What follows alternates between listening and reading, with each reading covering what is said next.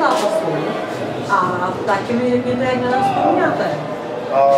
Ja by som prešiel k tej druhej otázke. Dobře. Tá prvá asi by som nepovedal nič príjemné, takže jak na nás hrajem proste špatne no, zo začiatku. Tak to dopadne, no hráme posledných, buď sa chytíme až v poslednej tretine alebo v tomky zápasu. Už potom to je zbytočné. Ne, že zbytočné, ale nedáme góly, no. Trápime sa. A jak spomínam tu na to, a to strašne pekné fotky, dovolím si tvrdiť, že najkrajšie 3 moje mesiace a som o tom presvedčený v hokejovej kariére zatiaľ, takže ako bez pochyby, čo sa týka party, nás tu bolo 7 Slovákov zo začiatku, Pajič, Rok, super kluci,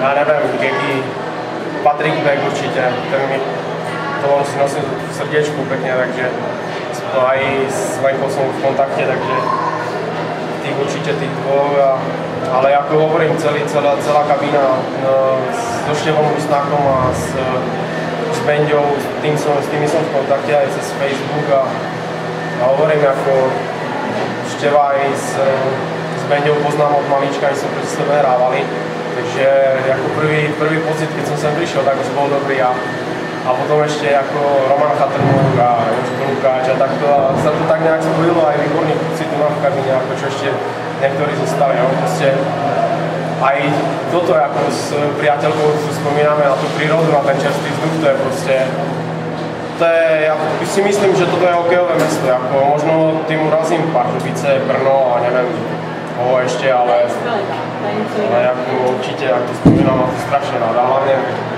to bolo výborné, že sme si otrénovali a s chlapcami sme sadli do auta, sme si išli na obed, do Špeku alebo do pizzerky a sa išlo do Špindlerova mlynu, tam si sa prikryl dekou.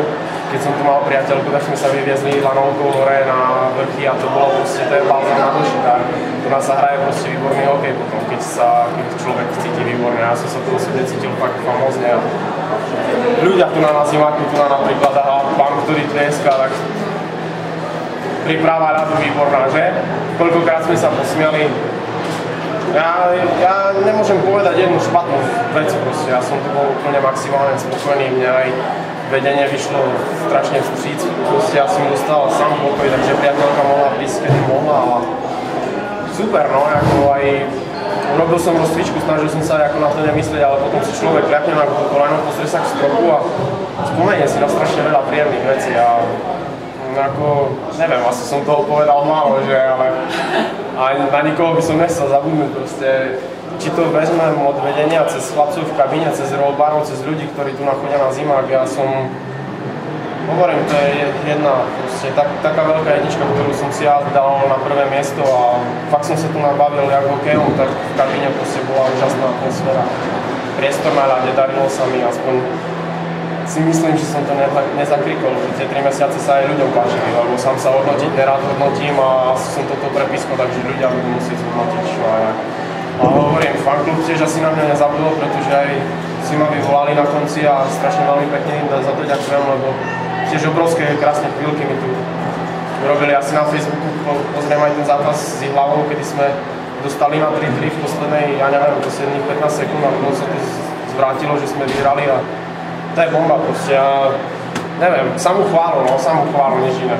Ja som tu nestretol zlého človeka a s Krausikom som v kontakte dodnes, plno ľudí tu mám.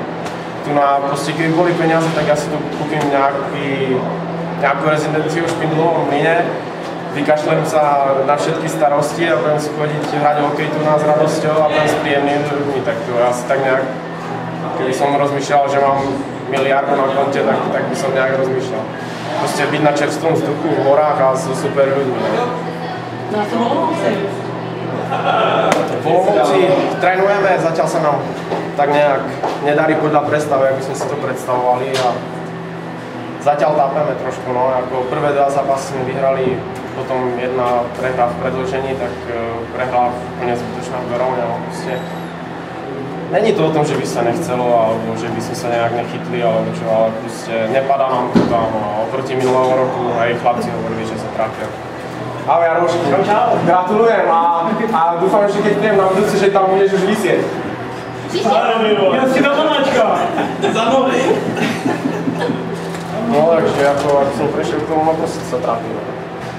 Takže uvidíme, no ako je to začiatok súťaže, ten je ťažký, pretože každý je fyzicky pripravený a uvidíme, ako to dopadne celé, ale snáď verím, že dobre. Ježiš, pán tréner.